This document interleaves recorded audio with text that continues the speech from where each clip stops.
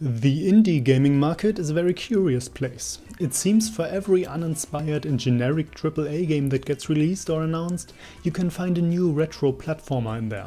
Yes, retro games are very popular. There clearly is no abundance of people longing to relive the days of gaming when graphics were pixelated and music consisted mostly of high-pitched beeping noises.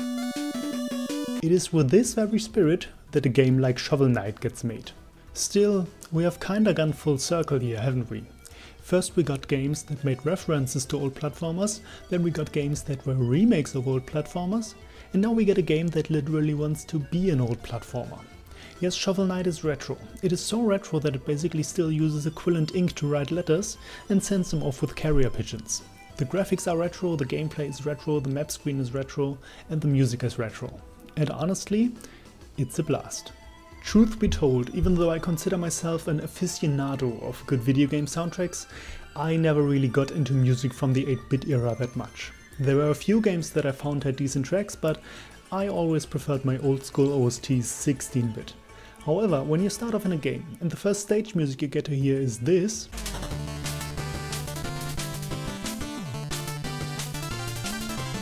you know you're experiencing something special.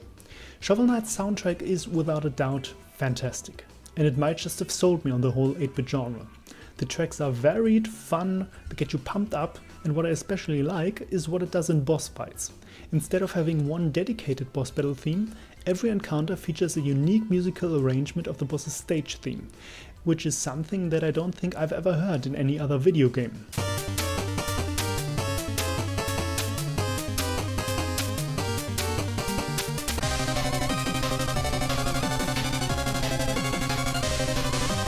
What I also really enjoyed are the graphics as well as the general art direction. There's a lot of color and detail and a charming look to everything, be it NPCs, enemies or the stages themselves, and it almost always looks great. The creators of Shovel Knight, who by the way are called Yacht Club Games, managed to make everything look like an old 8-bit game, but still surpass those graphically by often having more detailed and fluid character animations, which adds just the most subtle sprinkling of modernity to this retro Sunday. The gameplay itself, to be honest, is nothing really to write home about. Shovel Knight sets out to be a retro platformer and it gives you retro platforming, I guess. There are only a couple of possible ways to attack, one involving using your shovel like a pogo stick.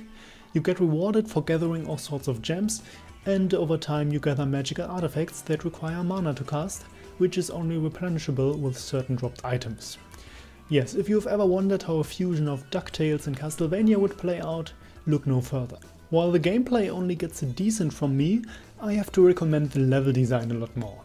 Now, I'm not exactly an expert on platforming games, so it might just be easy to impress me, but for what it's worth, I found the level design to be very diversified and imaginative.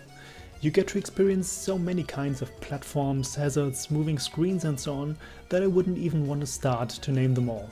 I'm sure most of these ideas have been in other games before, but Shovel Knight just presents its levels in such a nice and coherent fashion that I have to applaud it nonetheless.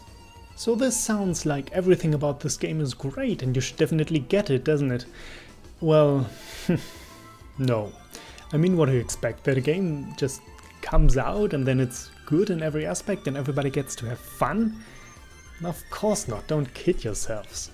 Shovel Knight has one flaw, and it's one that might just be fatal. It's too fucking easy.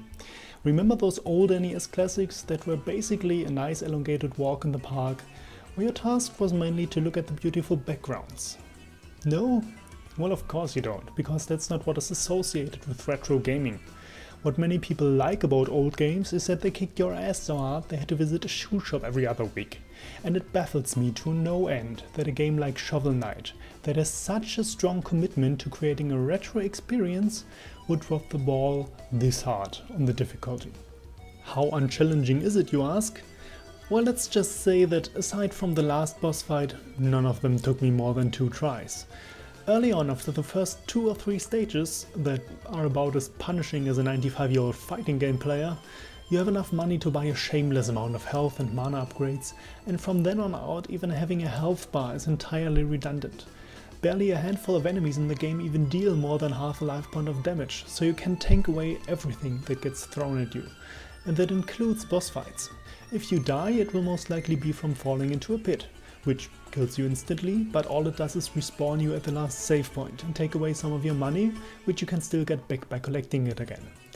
And now please tell me why the levels in Shovel Knight, which aren't particularly long, need so many save points. Do you see this? 5 fucking save points for one stage.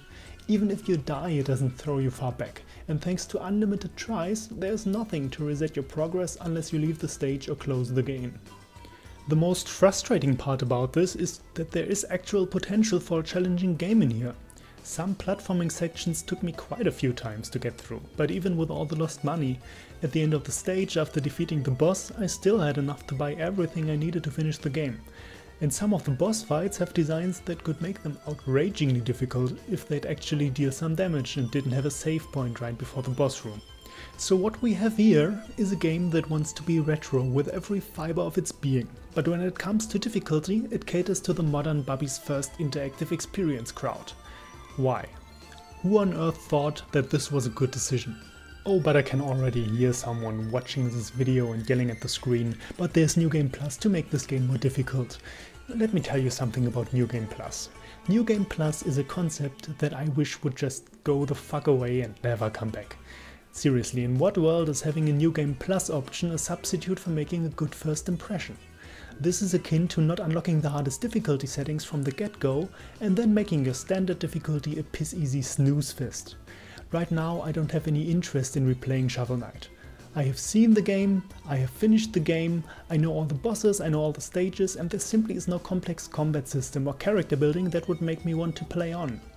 If you are a game developer and the only way to get a decent challenge out of your game is by playing it twice in a row, then you need to go right back to the drawing board, because I got better shit to do, okay?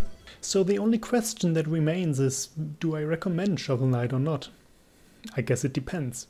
If you only want to breeze through a very nice looking and sounding old school platformer, then yeah, this is your game. If however you are someone like me who looks into retro gaming because he's sick of the insultingly unchallenging and streamlined garbage that is modern AAA gaming, then I don't know, go play La Mulana or something.